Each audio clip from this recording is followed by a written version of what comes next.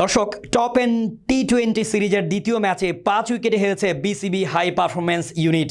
166 run করেও bowling ব্যর্থতায় Tasmania টাইগার্সের কাছে 5 উইকেটে হেরে যায় আকবর আলীর দল।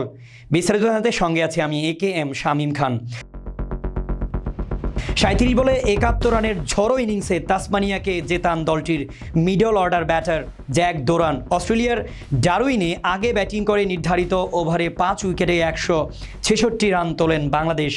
জবাবে 3 বল বাকি রেখেই লক্ষ্যে পৌঁছে যায় তাসমানিয়া। ব্যাটিংয়ে দারুণ শুরু পেয়েছিল HP। উদ্বোধনী জুটিতে 51 বলে 73 রান তোলেন জিসান আলম ও তানজিদ হাসান তামিম।